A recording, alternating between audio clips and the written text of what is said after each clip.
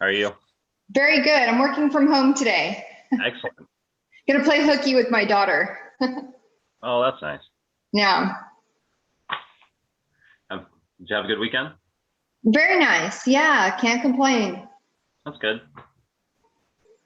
The weather's still amazing outside, so I'm gonna try to enjoy some of that today. Yeah, it was really nice this weekend. I went to Long Beach and yeah, I went out to Venice yesterday. It was nice. Mm-hmm. Let's see. Good morning, Michelle. Good morning, you guys.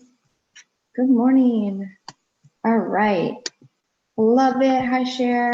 Okay, let's see. Emily. How are you guys? One more minute and we're going to roll into it.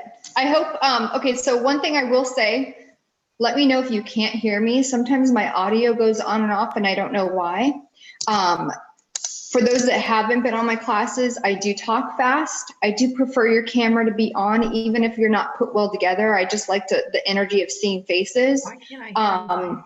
And then make sure you have a pen and a paper so you can write down some of these things that maybe catch your attention.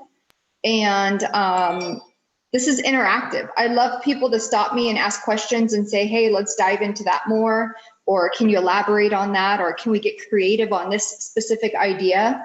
Because this is all about ways to help you generate business. And I personally love, most of these will be to go after sellers. However, almost any of these things can be flipped to work with buyers too. But I have no sound, Michelle, to everyone. Okay, no problem, Michelle. If you have questions, just type it to me or put your hand up and then I can stop while you're typing so that we don't pass on you too much, okay? Okay, awesome. All right, one more minute, just see if anybody else jumps on for us. Did you guys have a great weekend? Awesome, awesome. Okay. Okay, so the topic for today, obviously, as you guys know, is 40 different ways to lead generate. The reason we're having this topic is because time and time again, I hear, hold on, let's see, we're admitting somebody. Time and time again, I hear things like, oh, my main business used to come from open houses, or my main business used to come from door knocking, and we can't do those things now with the pandemic. So it's kind of forcing people to do things that they wouldn't traditionally be doing. And this is going to piggyback off of the conversation we've already had about pivoting your business, doing the activity that you normally wouldn't be doing because of the pandemic and having to adjust to the market. So right now, I literally came up with, I know it's called 40, but bear with me.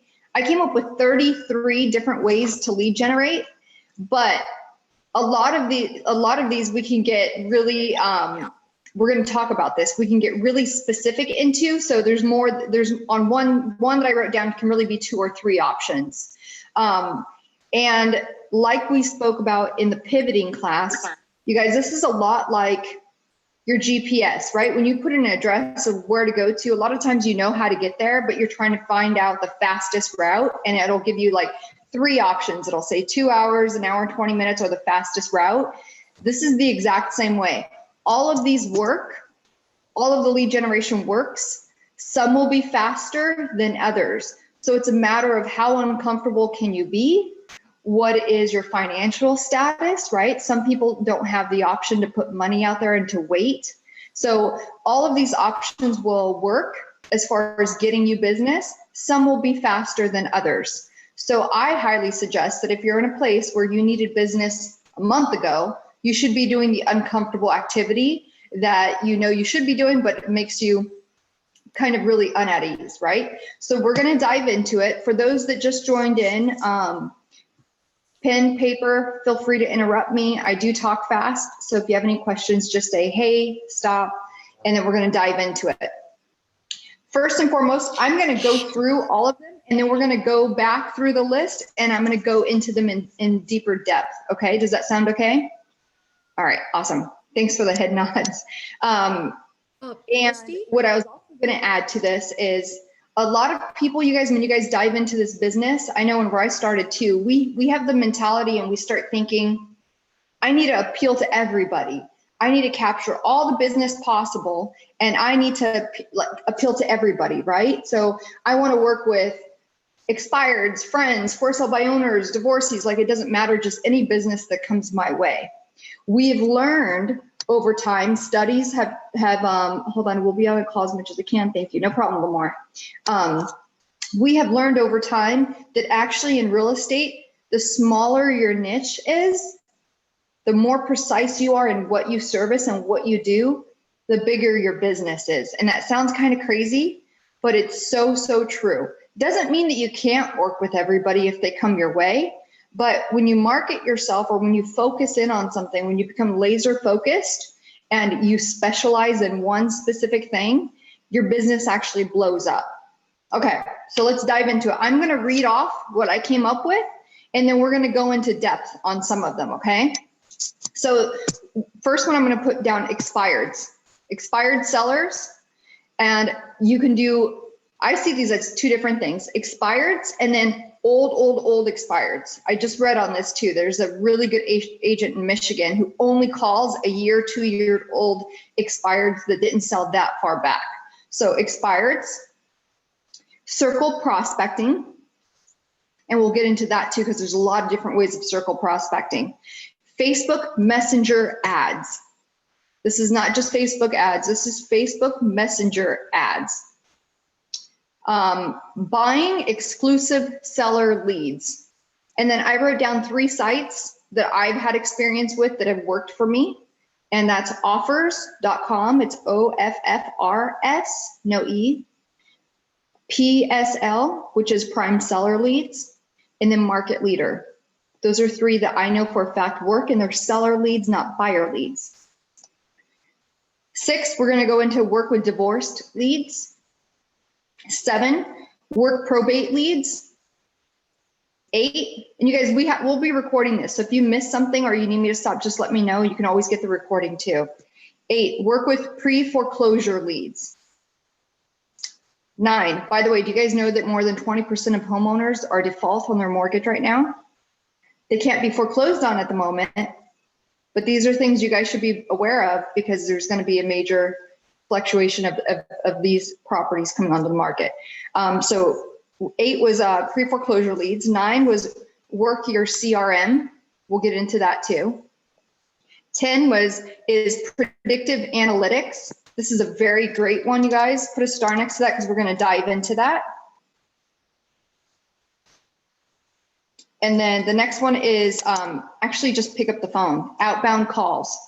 There's a proven fact that it says one third of people in your cell phone need something real estate related, whether that's even just something like a refinance, whether that's something like they need a contractor because maybe a roof or something's wrong with their home, or whatever it is. 1/3 of the contacts in your own cell phone need something at this moment real estate related. 12, become the digital mayor of your farm. We're going to talk about that too. 13, and a lot of these you guys I came up with because I network a lot with top agents within our market, whether it's the South Bay or West LA, and this is specifically things that they do and they're top producers in their office. So 13 is meet your top 50 contacts once per quarter. 14, send sales letters to absentee owners. I'm putting stars next to things I want to go back and talk about. 15 is send letters to short sale owners. We're going to talk a lot about short sales in the upcoming months. Everybody thinks short sales, it's not the time for short sales. Everybody has equity. The market's been climbing. Not accurate, you guys. Not 100% accurate, at least. And then when we talked about too, about getting a niche and staying hyper-focused on something. 16 is just master your cold calling. Put the name next to this, Kevin Ward. He's amazing, you guys. If you're not Googling him and watching him on YouTube, you're hurting yourself. 17 is target for sale by owners. We're going to dive deep into how this works. I spoke to somebody yesterday and they were telling me what they do to actually get for sale by owners. Because I've never been a fan of for sale by owners, although Karush, who's not on here, just got a $3.5 million listing from a for sale by owner. Anyways, for sale by owners, there's a lot of different ways to become, to dominate that market. We'll go into that. 18, it says, and this I got from an agent too, make a plan of action and work on the holidays. You guys, 99, myself included, 99% of realtors do not work on the holidays, do not work. It's a huge opportunity to actually come in and take the business during those specific times. This agent that I spoke to that does this, she doesn't work any other time except for the holidays. And she does over 20 units a year, and she's here locally. She doesn't work any other day, any other like seasons, only the holidays. Isn't that kind of weird? Feedback. Come on, you guys. What are you thinking? I think it's kind of awesome. Yeah. I only work on the holidays, and I mean, you can see the activity slow down during those times, even on the emails. So I can see why that would be effective. Yeah. Yeah. And then, go ahead. Oh, so I was gonna say, when you say work on the holidays, does that mean she cold calls or she just? We'll dive in. We'll dive into the activities to do. The whole point is that, as you guys know, a lot of maybe the top producers or people that have heavy market share, they check out during all the holidays. It's just the way the business is. And there's still a lot of business that has to move within that times. So if you pick up the activity where they drop the ball, you're gonna get deals whether or not you're even good at what you're doing. So we're going to dive into that as to what you can do during those times. But yes, it could be a lot of many things, Cher. It could be cold calling, door knocking, even though you're not supposed to door knock right now. It could be advertising. It could be direct mailers. It could be whatever it is. We're going to talk about it. 19, dominate real estate workshops. You guys, this is easy peasy stuff because you guys can be pimping out your affiliates. You can look like the source of so much information. And really, you don't even have to be the speaker or the one knowledgeable. You can have your lender do them with you. You can have a title rep do them with you. You can have whatever it is. We can dive into that too. But real estate workshops are a really, really big thing to kind of learn to niche, right? To be known as the person that constantly does them. And then you're going to get leads nonstop by doing workshops. They don't have to be just for buyers. Okay. Handwritten notes and gift cards weekly or daily. Again, I got this from an agent, you guys. Weekly or daily. We know we're told to do hand cards and everything, but a lot of us don't do them, right? For whatever reason. We're gonna dive into that too. Call people in your sphere, milestone phone calls. In other words, get in the habit of truly updating your database and knowing everybody that you know that's in your cell phone or on your social media that you interact with, even if they're not a close friend, but you like their post for whatever reason. You guys become the person that constantly reaches out to somebody whenever it's their birthday, their anniversary, a milestone, whatever it is. It doesn't have to be that they purchased a house from you last year and you're saying happy anniversary on becoming a homeowner. If you have no business, just be aware of their milestones and constantly reach out to them, because eventually when their need for real estate comes up, you want them to think of you, right? Oh, I love this one. Bold marketing statements, incentives for selling or buying. This is where, you know, when you see those ads where it says, guaranteed to sell your home in 24 hours, list with me. And you're like, what the fuck? How can you say that, right? There's bold statements that you guys can make and that are pretty legit that you can do that are eye-catching, cheap to advertise, and that will generate leads. We're going to go into what some of those statements are and what you can say and what you should be saying in order to, and incentives. Incentives are, I used to help run one of the largest expansion teams in California, right? They're Anderson Real Estate Group. And right now their incentive is, hey, list with me in the next 3 months and you get, I think it was $2,000 worth of closing fees paid, or you get your first, I think this was a buyer one, was buy with me in the next 3 months and I pay your first 2 mortgage payments. I mean, you could really do anything if you think about it. And if you're getting a $25,000 check, would you really care if you're paying $6,000 or $8,000? I mean, it's better than nothing if somebody actually calls you because of that. So anyways, we're going to talk about bold marketing statements and incentives to get creative with. And then develop and push your personal brand. Why you? So whenever I say this, you guys, on this topic, develop and push your personal brand, this actually ties into incentives. If you think, I don't know how well you guys are networked, right? I know there's a mixture of newer agents on here. If you think of somebody, I'll use the name Alex Abad. How many of you guys know Alex Abad? Anybody? No? Okay. Alex Abad, he's in El Segundo. He used to be with Palm Realty Boutique. He's now with Compass. Alex Abad is known in his community for giving back a percentage of every sale that he does to their school district. El Segundo is already an awesome school district, but he is known for holding up these massive checks that say $10,000, $8,000, $2,000. And he sells his brand. He's got this lifeguard tower on hats and sweaters and hoodies and everything. He sells them, and guess what he does? All of the profit, which means whatever it costs to make them, he pays, and all of the profit goes to the school districts. But his thing is known in his market, and he dominates listings, you guys. Strong listing agent. His brand is list with me, and I invest back into our community. It goes into our schools, and this guy is loved. And if you go to his social media, if you go to Instagram, look at our Facebook, Alex Abad, you will see his brand pushed like crazy, and also what he does when he sells real estate. So if you think that there's not one person in El Segundo that owns a family that's looking at moving there, usually for the school districts, or possibly selling there, that wouldn't use Alex Abad, he dominates it. And that's because they care about their community. So just get creative with these types of things. There's also, and then I'll move on. There's also another guy named Spencer Snyder. He's in Belmont Shores. This guy, actually I'll tell you his story.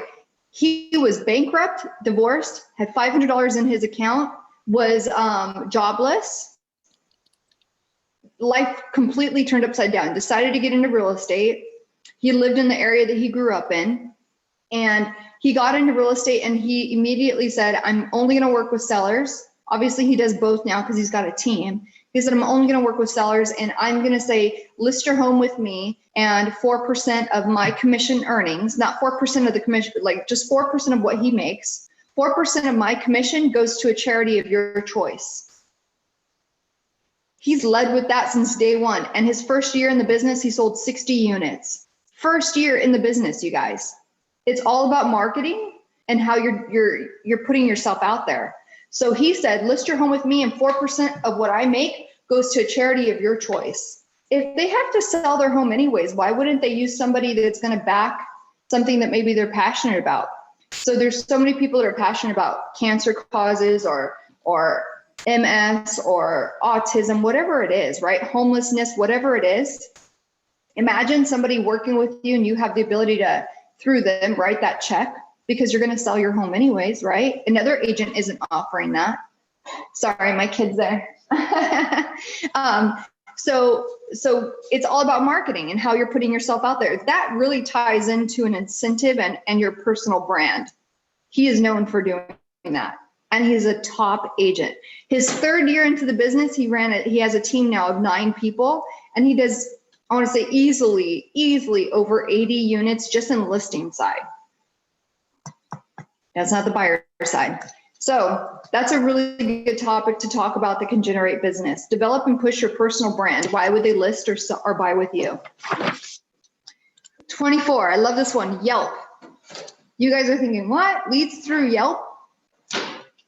Yelp is obviously a place where clients can write anything about you, right? Same thing, if you go back to Anderson Real Estate Group, their number one source of leads or listings leads were Yelp. And the way you guys can push Yelp is have anybody and everybody that you know, I'm talking about maybe even your cat, have them write a positive review about you. You should have a Yelp page, and everybody that you know, this should be a whole day or a whole weekend of prospecting the people you know and say, I need you to do me a favor. You can't send them the link because Yelp does a thing about vetting out actual authentic reviews. So do not send them a link to write you a review, but your friends, your family, anybody that knows you, that's your cheerleader, should be posting a positive review about you, even if they haven't bought or sold real estate through you. Maybe you're new, but they sure as hell can write a comment about your character, right? About how amazing you are, or about your work ethic. That could have a blanket effect, or about how well you know your market. I'm sure your best friend could say, this person would go to bat for you, best negotiator I know, blah, blah, blah. Whatever it is, you should be contacting every person you know and having them leave you a Yelp review. There are Yelp, I didn't even know this was a thing, you guys, and I'm not old and I'm not young, but Yelpers are real. There are people that go to Yelp and they will only work with you because of your reviews. If you're not building your Yelp reviews, you're going to get left behind. I want to say the Anderson Real Estate Group that I worked with, listing leads weekly from Yelp. It was above our Zillow. It was above our signage calls. It was above everything. Our number one source of leads was Yelp. So if you don't do anything else that we talk about on this day, I'm going to ask you and beg you, please, please, please create a Yelp page and have everybody you know write a Yelp review. I'll write one for you. Let me know when your page is up. Email me and tell me the name of your page. I'll go and search it and I'll write you a review. Okay? Make sense? Any questions on that? I have a quick question. Would you say do the same thing for the Google business sites?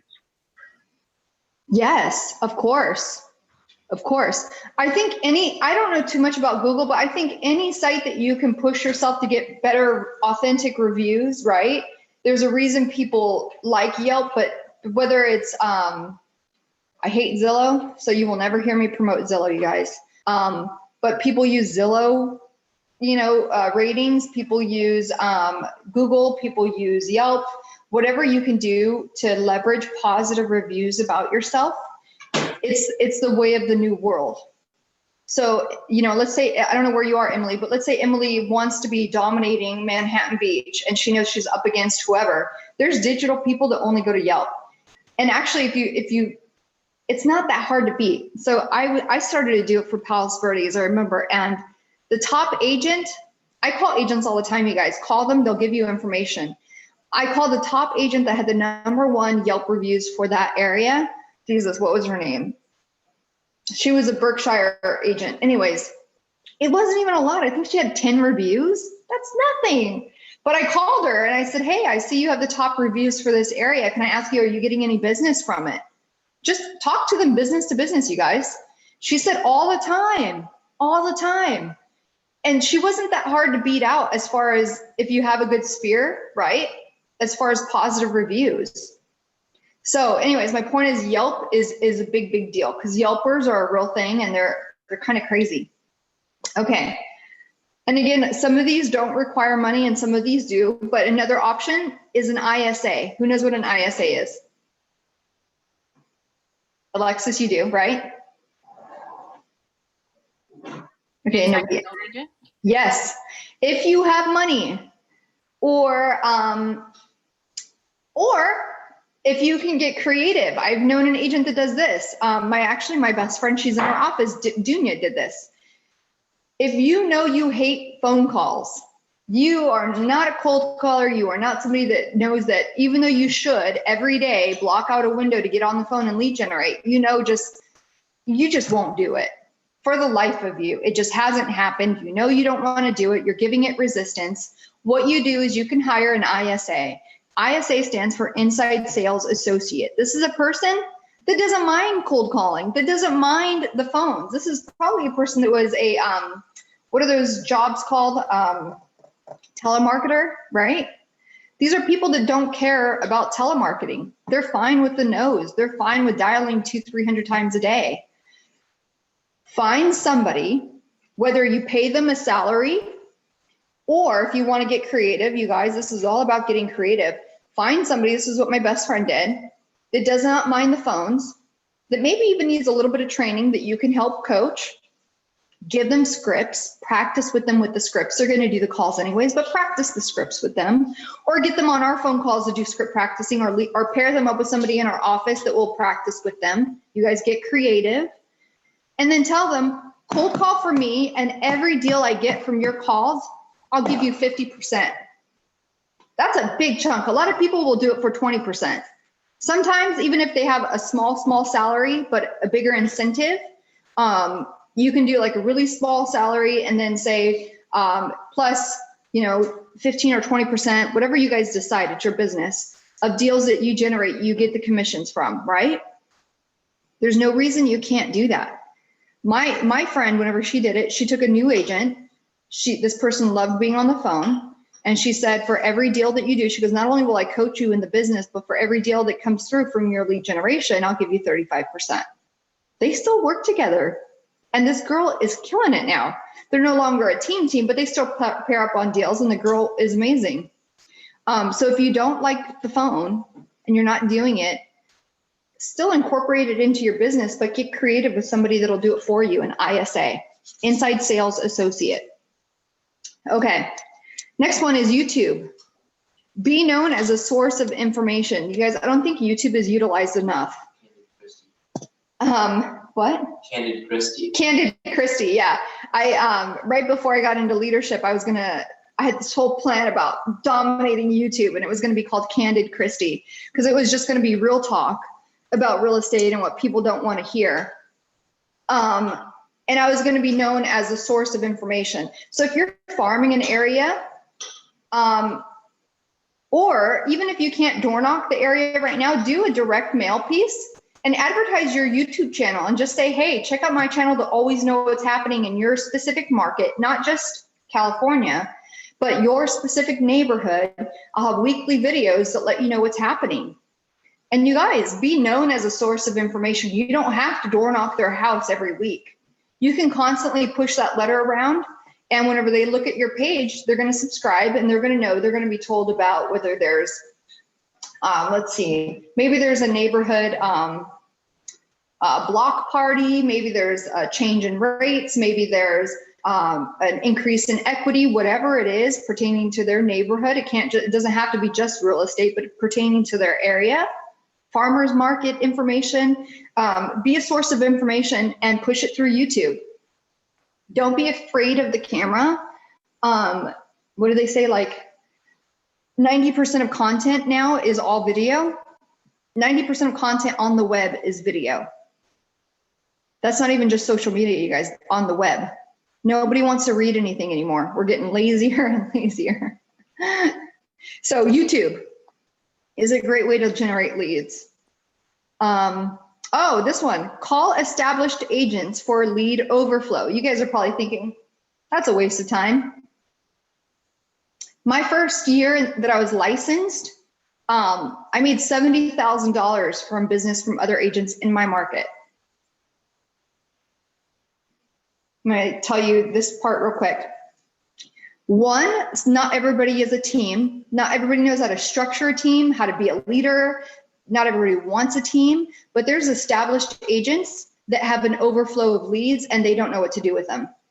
I'll give you an example, and she might hate that I'm throwing her name out there right now because she's in our office. Shannon Shu. She's a top mega agent. She's trying to build her team, but she has a lot of leads. And guess what? We're human. So what happens when you have a lot of listings? You probably don't follow up with all of the buyers that come through because it's impossible to, because she's dealing with putting together 18 offers right now for each freaking listing she has. And she's busy, right? It's not even just agents within our office, you guys. There's a lot of top individual agents that know for a fact. In fact, I'll throw out another name. If you know Tony Accardo, he does everything from Palos Verdes to Santa Monica, really high-end properties. And he had a meeting with me about a year ago, and he goes, Christy, he goes, for every phone call I'm answering, for every deal I'm putting together, 2 are going out the back door because I didn't have enough time to get to them. He finally built a team, but there's a lot of agents that want somebody that they can leverage these leads to and capture something from it. Even if they're not the ones getting back to them, they might say, hey, Mary, yes, I've got all of these leads that are coming in. These are all the phone numbers that called regarding my listing. This is whatever it is, right?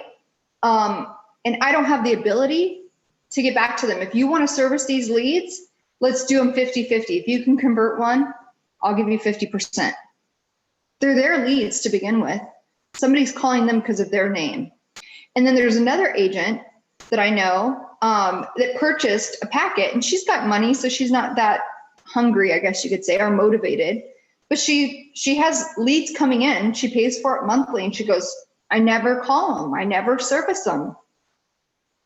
She just isn't motivated to. She goes, I would pair up with an agent that wants to do my leads. She goes, and maybe I could just get 20%.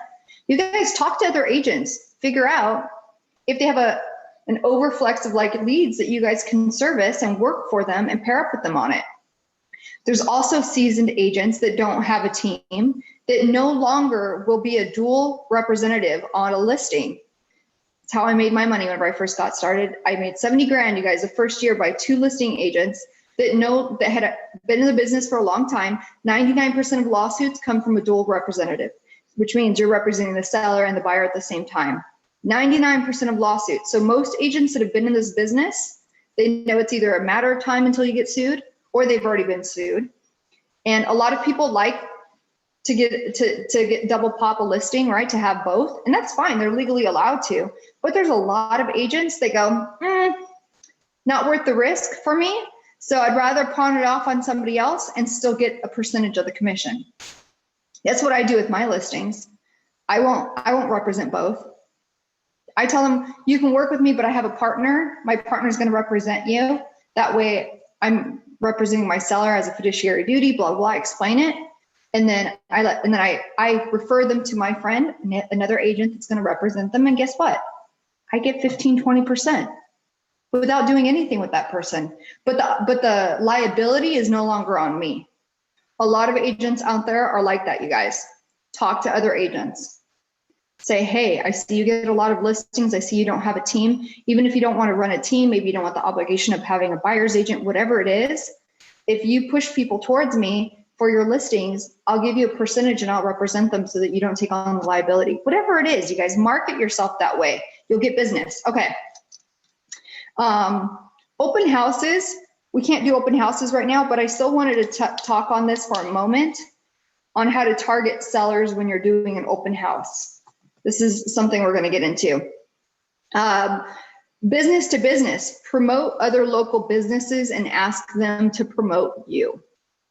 Nothing wrong with that. In fact, if you're doing this YouTube page and you're the local knowledgeable person that's there to help them in their community, maybe you know there's a local restaurant that's really popular and privately family owned, whatever. Go to that business and say, hey, you know, if I advertise your restaurant on my channel or on my flyer, is there a way that if they come in with my flyer, if they say whatever passcode, that they get a free appetizer on a certain night of the week? Is there a way that I can promote your business and they get an incentive out of it? Business to business, you guys. They will say, yeah, actually Tuesdays are our slowest nights. If they come in on a Tuesday between this hour and they have your flyer, for sure, they can have a free appetizer or we'll give in a free dessert, whatever it is. Put these business to business deals in place and work them. And then on top of that, think about any business that you're already paying for.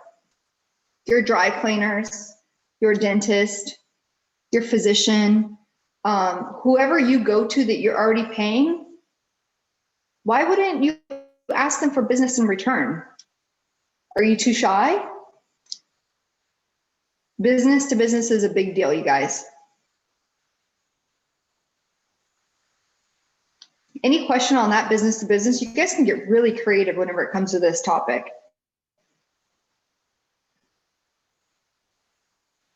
Okay. Another one, work with Reo Listings. We're going to talk a lot about this too. There's probably going to be a whole nother class just on this, on how to get in with banks and how to possibly become an Reo listing agent. Okay. But that's a whole way of lead generating by itself. because just like you have to poach sellers to get their listing, you have to poach banks to become a listing agent for them. But there's a method to it. Go ahead. Yeah, sorry. What does REO stand for? Real estate owned. It is the bank Yes. asset Oh, department for banks. Yep. Okay. It is the foreclosed properties. These are no longer in pre-foreclosure where they're in default. These have actually been taken back by the bank. Okay. Okay. Thank you. Sure. Involvement with your community. It's a great way to lead generate as long as you're involved, you're present, and you're not afraid to ask for business. Don't be a secret agent. There's no reason to put yourself out there and then hide the fact that you're trying to get business from it. Don't do it in a slimy way, but there's no reason to hide it. So if you guys are uncomfortable asking for business, I would say have a come to Jesus talk with yourself, or schedule a call with me and say, hey, this is what's holding me back. How do I get past it? Because it's only going to hurt you. Facebook ads and then Instagram ads. These are two different ones too. Those are the ideas that I have that I felt were kind of non-traditional, but we're going to go back. And before I start talking on some of the topics, is there any that you guys wrote down or that stood out to you, or something we didn't talk about that you want to talk about? Feel free to share. I just wanted to know more information on the for sale by owner. Like, is there like sites that offer this information of people to call, or if you could explain a little bit more on where to Sure. I love that question. Okay. Because I just spoke to an agent about this that was doing this. This agent is up in Northern California. And yes, there are many sites that you guys can pay a very minimal fee. And I'm talking, sometimes it's as low as $15 a month. Sometimes it's $50 a month, where you can get information of for sale by owners. You can also go on your own site and they're advertising. A lot of them are advertising on websites and their information is there. So there's free ways of gathering their information.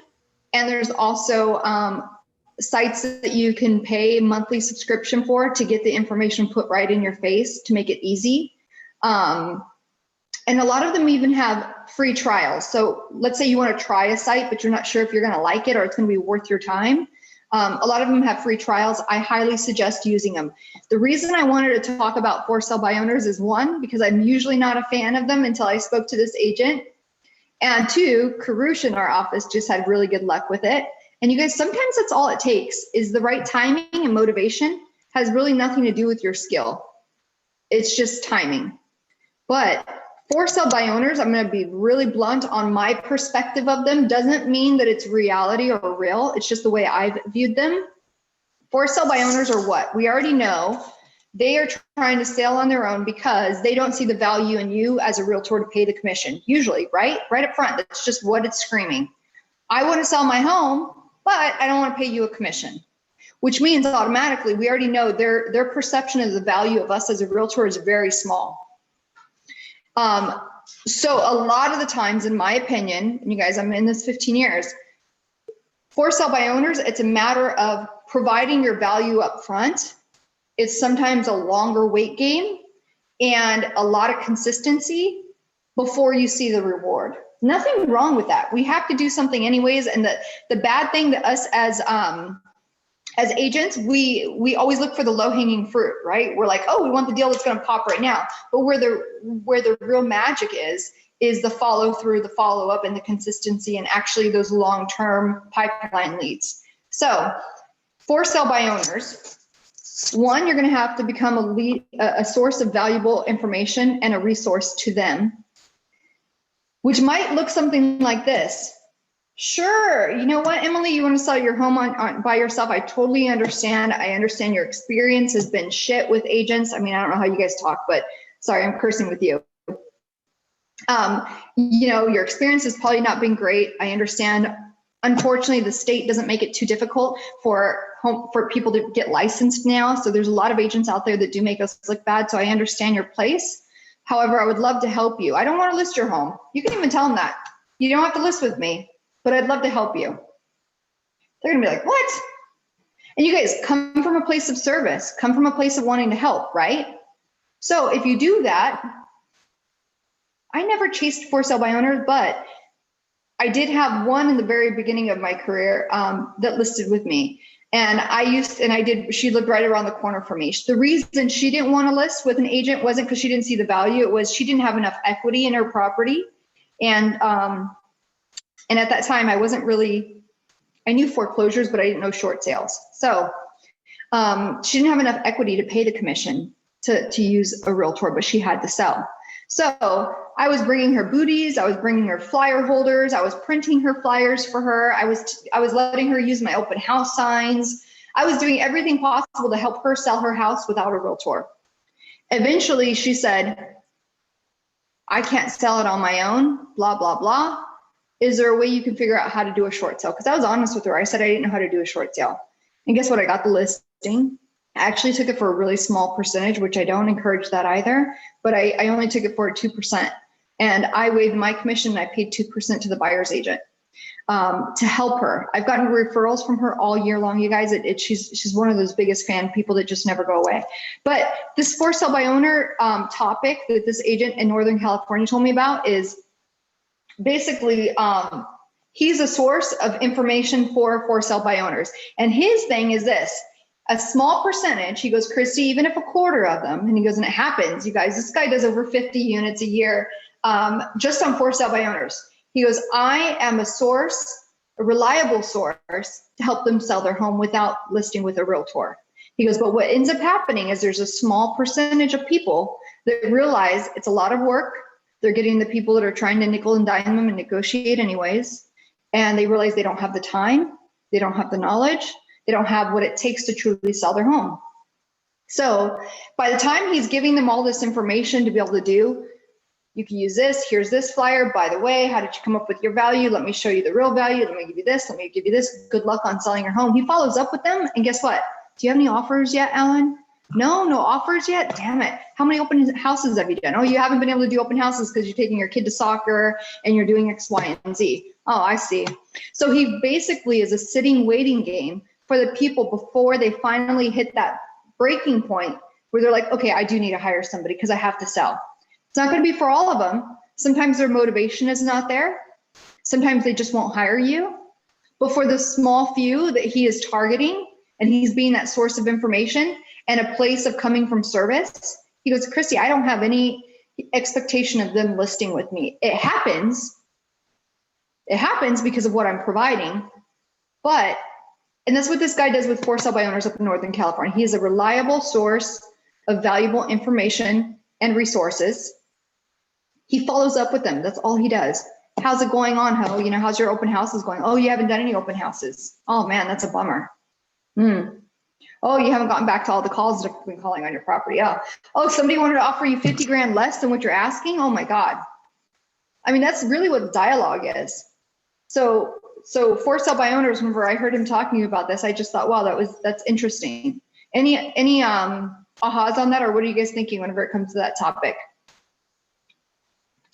I've worked with for sale by owners, converting them to listings. And I think, like you said, they're already motivated to sell because their house is listed, by themselves. So that's already a hurdle that you jumped over. So, and they're usually open to talking to agents. So I feel like it is a good, lead source.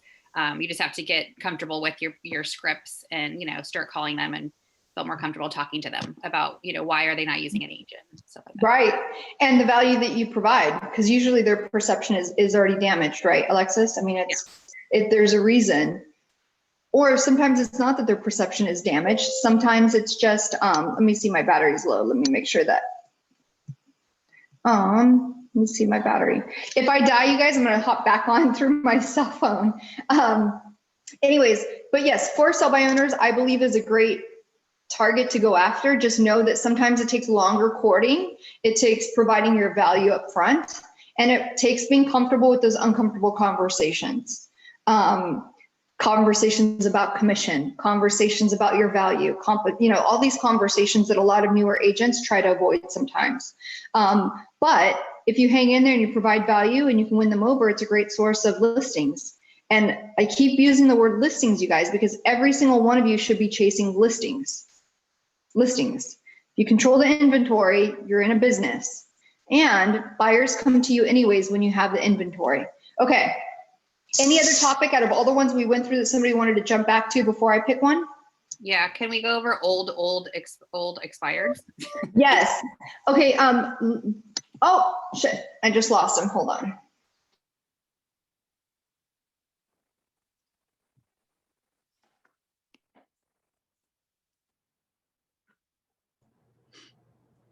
Wait, poof, she's gone? She's gone. Her laptop died. Yeah, Oh she's my coming God. back. Who was the magician? Like, Desiree. She's gone. Yes, Okay, she'll be Christi's back. gone. All right, well, happy Monday. I'll be like the interim entertainer. Can you talk about circle prospecting while we're waiting? Yeah, circus prospecting. All it is, it's your prospect around a certain area. Are you And guys so- there? Can you guys see me yet? Yeah, I see you. Okay. Can they see me? Yeah, I Okay. see you. They can see you. Okay. Hold on. Because That's- on your phone, you have to keep switching the page. Oh, I Okay. see. Yeah, you can't Oh. see everyone at once. Everybody can hear me. Okay. Yep. All right. So Alexis, let's go back to what you're saying. The older, I love it. I love this one because this is what I did. The older expireds are a whole different conversation. So whenever you're calling expired leads, you guys, one, in my opinion, it's not a cold call. This person has already raised their hand and said, I have to sell, or I want to sell, not always have to. I want to sell my home. It did not sell. The newer expired leads are a whole different feel, conversation, everything. And I'll give you some examples, not telling you not to work with the newer ones, but I'm going to tell you the difference in them. The newer expireds are what? They're being called by everybody and their mother because their property just came off the MLS. So every single agent is calling them, which means they're probably also irritated because they're like, what? The dialogue I get is like, you're the 50th agent that has called me in the last 2 hours. Okay, that's the feel and the tone of a new person, or it is they're mad at their agents because the agent didn't sell their home, didn't do what they said they would do, right? So the tone is very different when you go far back and you call and let me see, I'm looking for the screen I want. When you call an older expired, I would go a year back, sometimes even more. The conversation is a little softer, a little slower, and usually a little more welcoming. And what it's like is basically a conversation of hey, Alexis, I saw that you were on the market last year to possibly sell your home. Obviously, you can go into saying like, is that desire still there? Do you still have a need to sell your home? I don't like asking that because that's a yes or no answer, but we can follow a script for this too. I used to personally say, hey, Alexis, I see that your home was on the market last year and it didn't sell. The reason I'm calling today is because the market is very different today than it was last year when your home was on the market. And I wanted to ask you if you still had the desire to sell and why you think it didn't sell when it was on the market last year. It kind of, they go into, oh, my agent didn't market it right, or we didn't have any offers, or I couldn't get the amount that I wanted. All of these things are really cool topics to talk about because the market is very different. And it always is, you guys, is very different a year ago than it is today. It's different 6 months ago than it is today. So the conversation with them is saying, I totally understand. I want to let you know that actually right now we're in a hot seller's market. Inventory is extremely low, which means, let me tell you what that means for you. And then you can go into saying how there's not enough inventory to meet the demand of the buyers, which drives prices up. And right now, you can even say on average right now, every property is getting over 10 offers for their home, which is usually above asking. Blah, blah, blah. I'm having these, and then you could say, I'm making these phone calls to folks like yourself, because if I could financially show you the benefit to selling today versus waiting, would you give me 20 minutes of your time face-to-face or on a Zoom, right? Because we're in a pandemic, whatever it is. And then you can provide them with data. Go into your computer or ask your title rep or whatever it is that you guys are good at doing. Say, I need data that shows their equity has increased, the average days on market right now that it was versus then. Go into true facts of why they should still sell now versus waiting another whatever amount of time, right? Now, during these phone calls, Alexis, you will discover that like sometimes the need just truly isn't there and the motivation wasn't there, and that's okay. But through these conversations of a dialogue of one, they're usually not mad at the realtors anymore. They're over the upset phase. They're not being bombarded by 50 agents all the time. Their phone's not being blown up. It's a real discussion that's educational and that can help them understand the market now versus where it was. And the financial benefit is usually there.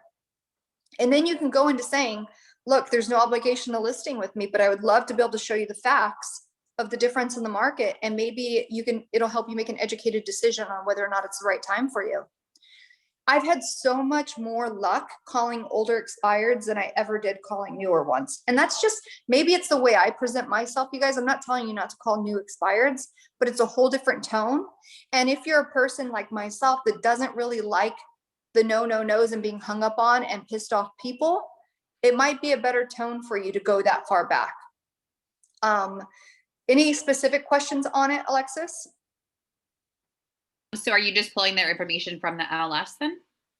Yes and no. So I usually don't go into information with them on the phone because I'm calling everywhere, probably all of LA County.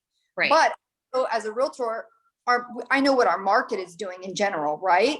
So even if I don't know specifically for their property what's different or how it could benefit them, I'm still using that dialogue and I'm asking for a 15-20 minute meeting to be carved out to show them the benefit, right? The financial benefit is what I say. And then whenever I make that meeting with them, I go into the MLS. If you guys don't know how to pull reports, I could do a whole class on just this. Oh, sorry. I was asking about their contact information, I meant. Oh, no. So expired's contact information, you guys, actually, I'm going to do it tomorrow morning because I've already said I would for other agents on here. There's a site called, I think it's called My Plus Leads or My Leads Plus. It's inexpensive and it's a source of information for expireds for the entire state of California. You could do any area you want, any price range you want, however back you want, and it gives you all of their information. Sometimes even their social media. And it's a great tool to be able to have data. It's not expensive to have, but I was going to buy it and then do like a timesheet. So people that maybe are strapped on cash right now can go in and sign in to be able to carve out times where they can log in to use it and then log out and then somebody else can log in and use it to share the one account and allow people to get used to it. But I use the site to get phone numbers. Some sites are better than others. I found that My Plus Leads was a little bit better than like RedX or other things. Got it. It's a monthly subscription. I do think, Alexis, if you sign up with them, they do have a free trial. Okay. So expired, you guys, there's definitely two different routes to go about it. And anybody else want a topic to talk about out of all of the ones we went through in the beginning? On the old expireds, I typically go for that when I'm looking for a property for my buyers. So typically in a gated community or condo building. And then I'll look for old expireds and also expired lease listings. I really look into the lease listings because these are the absentee owners that I really love targeting. And then sadly, a lot of the old expireds have sold. It's a new owner now. So I double check on that too. I like using for getting info, advancedbackgroundchecks.com.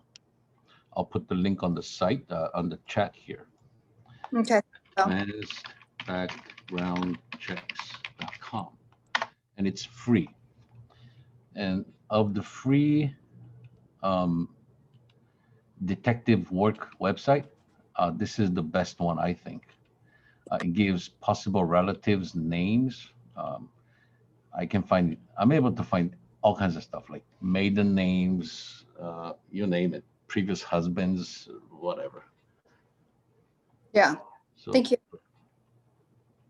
You guys also get creative with these things. If you realize majority of phone numbers now are cell phones, right? And I don't know about you guys, but a lot of people do not answer phone calls from people they don't know, right?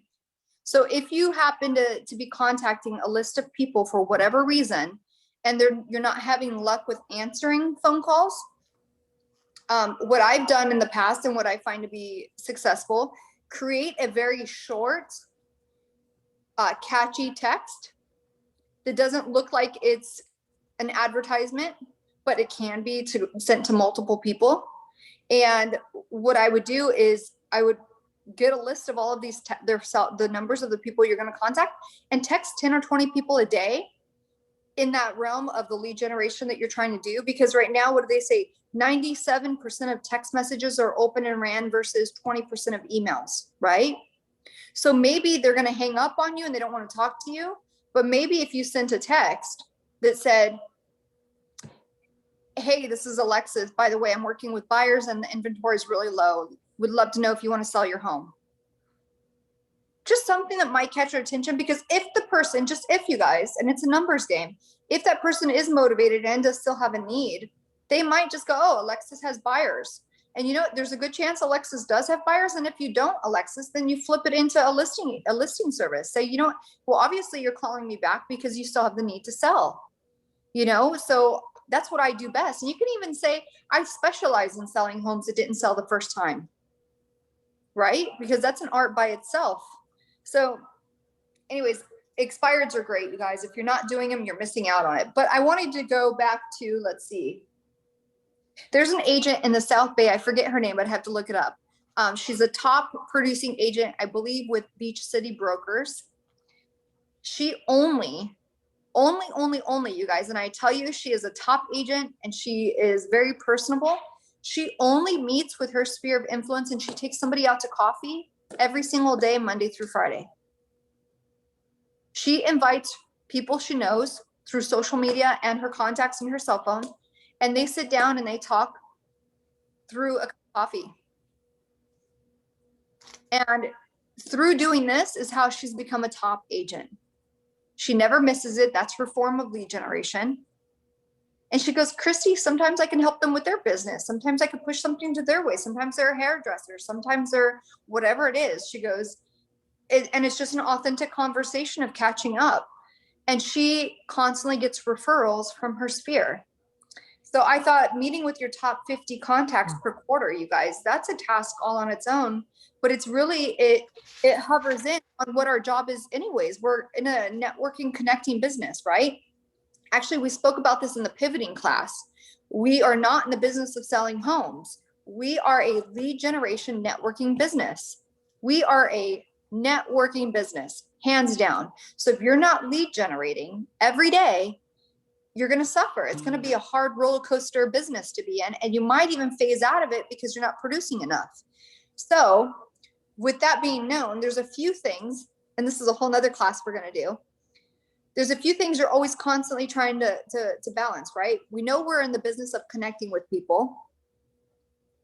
Yet a lot of what we do now is being leveraged through technology, right? Nothing wrong with that. But where do we find that balance in what should I still control and keep that human to human interaction with? And what should I leverage out? And you guys get smart with this. Your sphere loves you. The people that already know you love you. And if they don't, get rid of them. But they're your cheerleaders. They know you. They like you. They want you to be successful in life. Love on those people first and foremost before you do anything. And if you have the fear of talking to them, let me know. I swear to God, I'll smack it out of you. I'll coach you through it. We'll help you get past that fear. But loving on your top 50 contacts per quarter is really, it works. These are things that work. We don't have to reinvent the wheel. I'm going to go back to, let's see. Exclusive. I want to see if I can share a screen here. Share content. Will you guys work with me? I wanted to, actually, I can email it to the list. I'm going to have Desiree email it to you guys. For those of you that do have a small budget or that's smart enough and actually treating this like a business, if you have had one closing, you should be taking a percentage of your income to roll back into your business, right? If you haven't, this is still such a small cost. You should be able to afford it. buying exclusive seller leads. If you are somebody that just cannot get past the fact of trying to call your own sphere, you're hesitant, you think they know you're new, you're just not going to do it. Buying leads is not a bad thing if you will work them, and not all of them are expensive. I was going to give out 3 sites that I've used in the past that all led to listings, and these are seller leads, not buyer leads. I say do not buy buyer leads. Do not do it. You're going to chase people. It's just not, it's not worth it. If you're going to buy leads, buy seller leads. I used a site called Offers, OFFRS. And then PSL stands for Prime Seller Leads, and then Market Leader. I've used all of them and they've all produced listings. My favorite was probably Offers. They're really cool too. If you guys compare up with each other, if you call them and you say, hey, I'm signing up, but my buddy is too, they'll give you a discount. Like, they're really cool. I'm going to email you guys what their system looks like and how the leads come through. They actually have verified leads. These are people, that's a site where they are actually have somebody on the back end calling to verify and screen these sellers for you. So that whenever you're calling them, they're actually expecting a realtor to call them. Let's see, Predictive Analytics. Yeah. Especially for you new agents, you should be meeting with your title rep to go over how they can be helping you get listings. This is their job, you guys. They make money if you get the listing anyways. Sit down with your title rep and say, I don't know what you do, but how does it benefit me? And how can you help me get business? Be very blunt with them.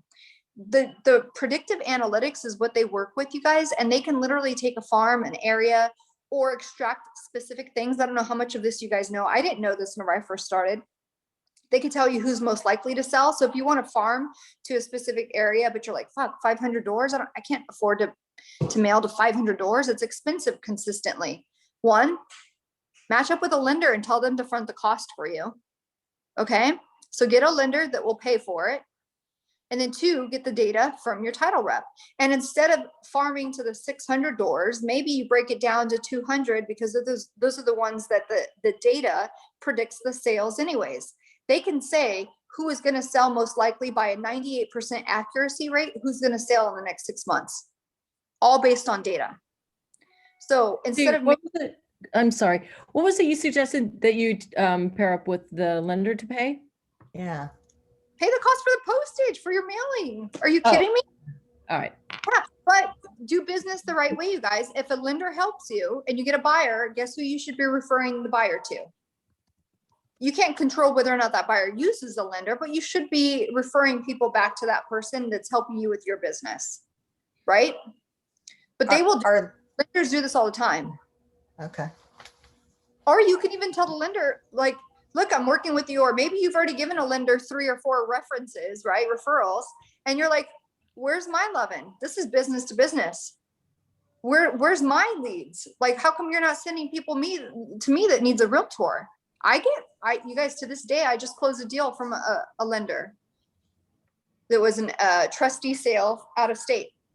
So, but my point is, get creative if you don't have the money. And I always say lead with revenue. Even if you have the money, ask these people to help you and use the data. They can pull absentee owners. They can pull people that are negative defaults on their mortgage. They can pull divorcees. They can pull most likely to sell in the next 6 months. They can do everything. So sit down with your title rep and figure that out. Data analytics and marketing that way is a really big deal. Any other questions on that?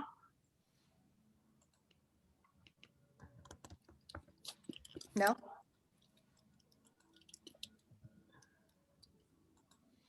Okay, I know Ho does this one, and we're going to talk just really quick on it.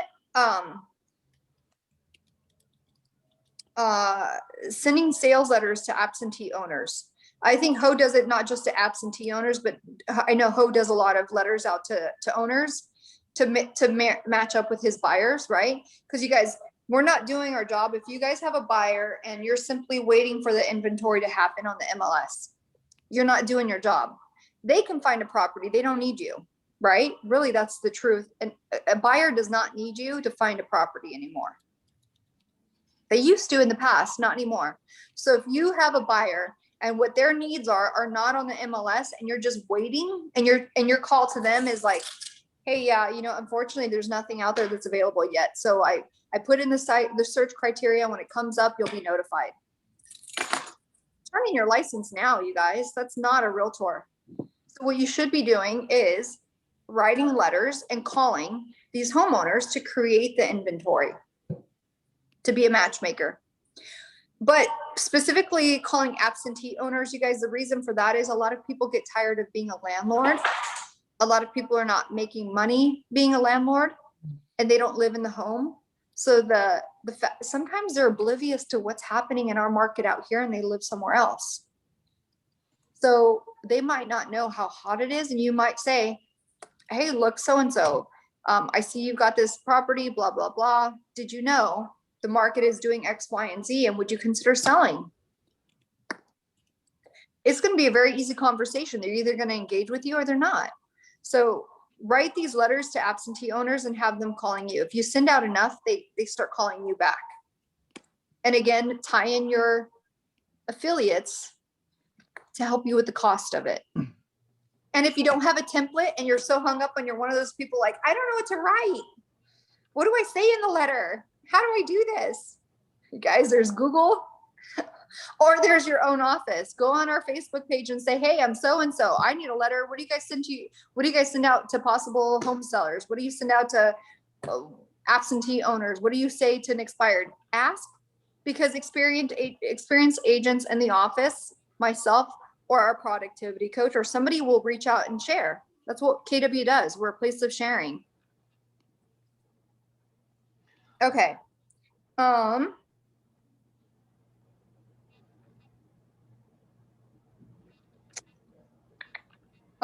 Dominate real estate workshops. That was one of them. Anybody interested in doing that? I would say this.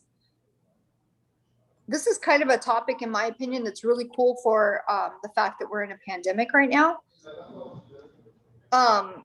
In the past, like if you did a workshop, you'd be targeting a certain area and you're only within a certain radius of catching a certain amount of people to attend it, right?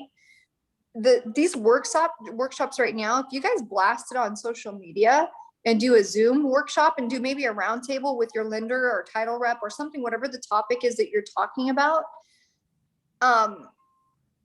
anybody can attend. Do you know how many leads you can get from that? You can require one that they register. So you got their email and all their information. 2, you're hosting it to a wide range of space. So for me, you should be leveraging the crap out of this. Real estate workshops. That could be any topic around real estate. Buyers, why sellers should be selling. Maybe it's just a place of information where you, yeah, go ahead. Hello. Hello. Hello. Are we going to do role play? No, Mary has to mute before answering the phone. Sorry. It's okay. It's okay. I thought we were going to role playing right now. Hello. Okay.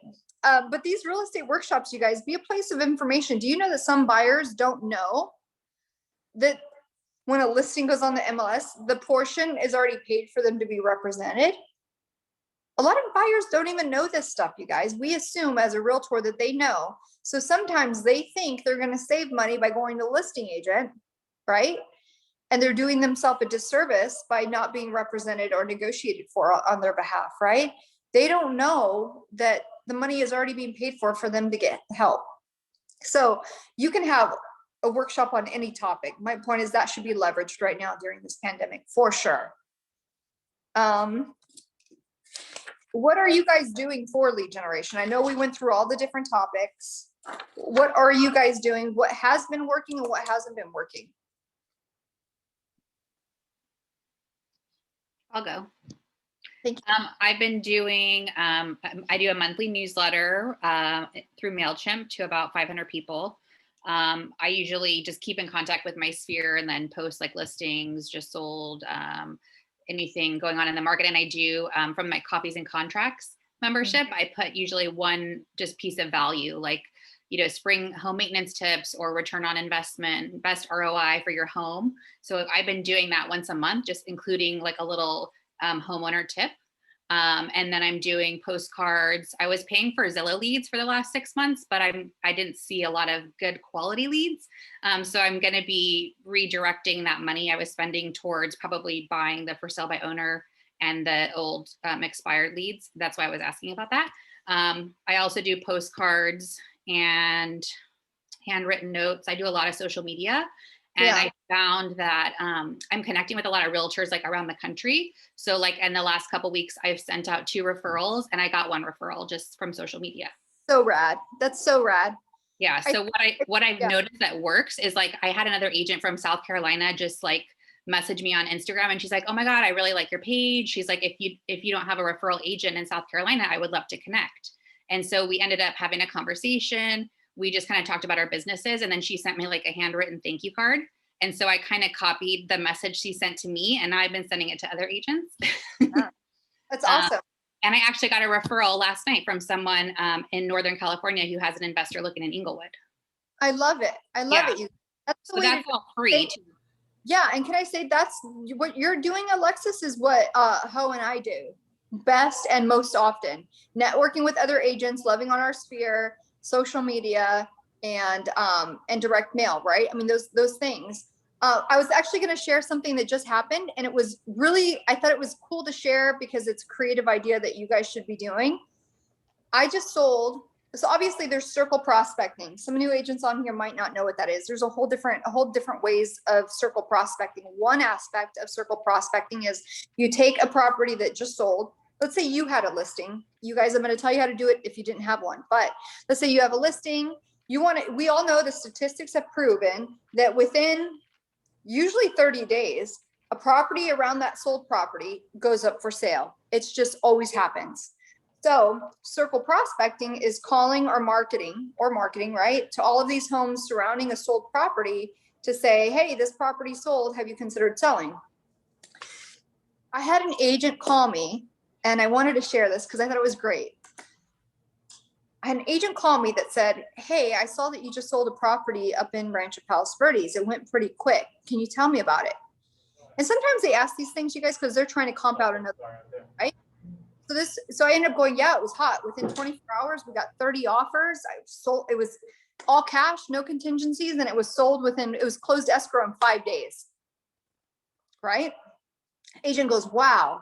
He goes, I did a little stalking. He goes, I see you're not a new agent. He goes, and you're not an out of area agent. He goes, but you have another full-time job. And I said, job? I hate the word job, you guys. I don't have a job. I follow my passion, right? And he goes, well, you're a team leader. He goes, you're running an office. And I go, I am. He goes, so you don't have a lot of time. And I go, no, and I really don't market myself for business anymore. I just do what's referred to me. And he goes, awesome. He goes, can I ask a favor and see if you're okay with it? He goes, I wanted to get your permission before I do it. And I said, sure. He goes, I'm also not from out of area. He goes, I'd like to leverage your listing to get business. He was so upfront. He goes, I won't use the word I sold. He goes, but I was wondering if I could do a marketing piece that says, we sold this property within 5 days, had 30 offers, blah, blah, blah. He goes, so kind of taking credit for your listing. He goes, but not saying the word I. He goes, would you be okay with that? And I know I'm not doing it, you guys. I'm not out there marketing my listing. And I thought, well, fuck. He was a KW agent, so I liked that. But I didn't tell him no. I said, sure, by all means, please. Because I'm all about the hustle. If he's going to take the action, by all means, please do. But there's no reason, this got my wheels thinking, why aren't you on the MLS? We all do it, Ho, you know this. When we see a property that's sold and we're like, or that is currently listed and you're like, oh, that's an out of area agent, right? Because you could tell on their MLS ID. Let's say there's an out of area agent that sold a listing. Let's say the agent's from the Valley and they sold one out here at the beach. And you're like, kudos for them. But realistically, they're not down here a lot. It was probably a family member or a referral.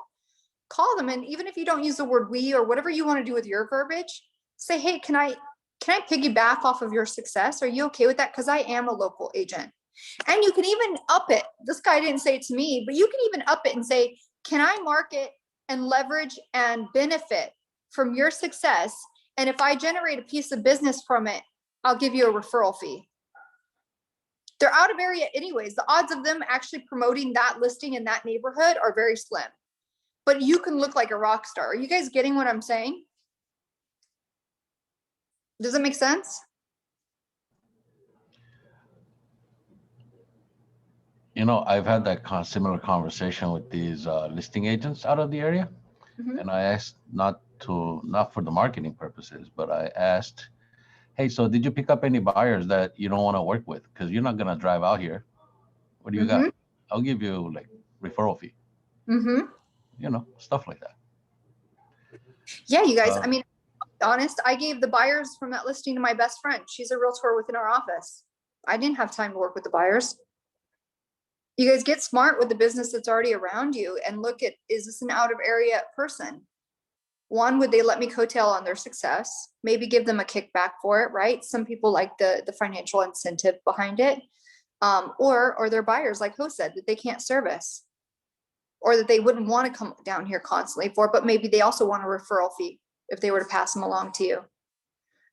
Just think outside the box. But I thought it was really creative for a circle prospecting piece. This guy is going to take my sale and market that entire neighborhood based on the success that my sale had, to let other homeowners know this property had 200 offers that were $200,000 above asking. It went within 5 days. We had 30 offers in 24 hours. He's actually just using like data. He doesn't even have to say we or I sold it. Just the information alone being put out there to other homeowners is probably going to make somebody go, we have considered selling. I wonder if we could get above asking, right? So get creative. And my point is, start thinking about things that generate listings versus just buyers. There's nothing wrong with buyers, you guys. But my analogy behind teaching to chase listings is the buyers come to you anyways. When you have the listing, the buyers come. There was something I was just going to say and I just lost it. Okay. Any other topics that we talked about whenever I went through the list of all of these different ways to lead generate that you guys still want to talk about?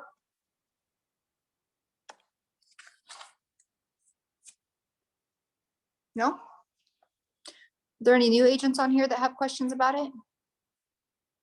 No? Any ahas?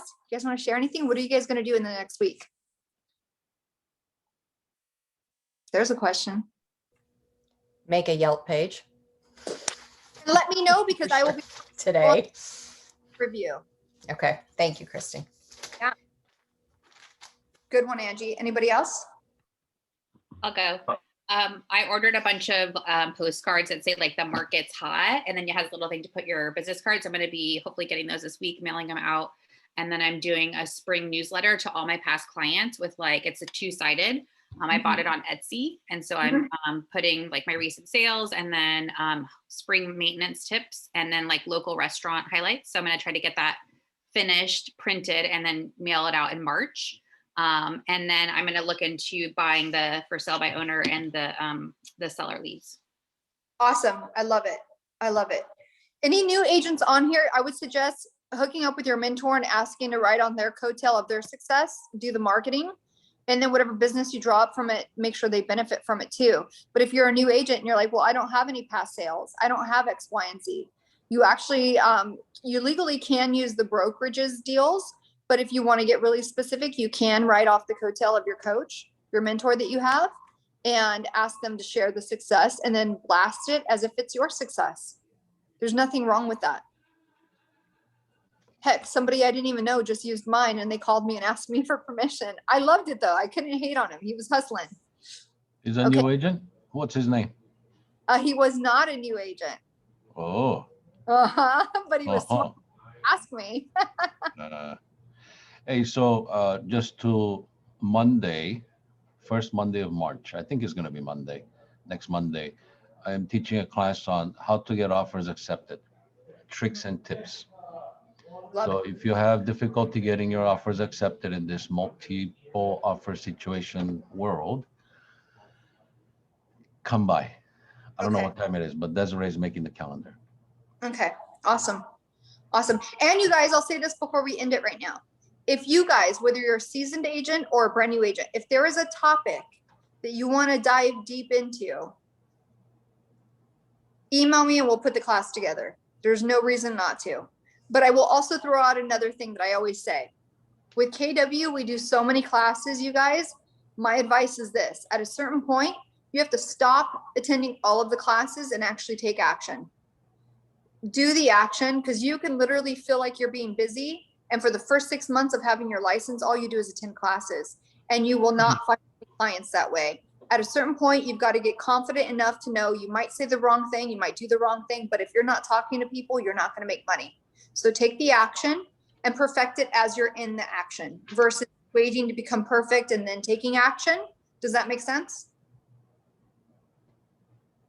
All right. Thank you for the head nods. Okay. All right, guys. I hope you guys have a great day. I'm playing hooky with my daughter. And if you guys need me, you can always call me though. Thank you so much. Thank you guys. Thank you. Bye, Bye. Yeah, guys. thank you, Christy. Thank you. Thank you.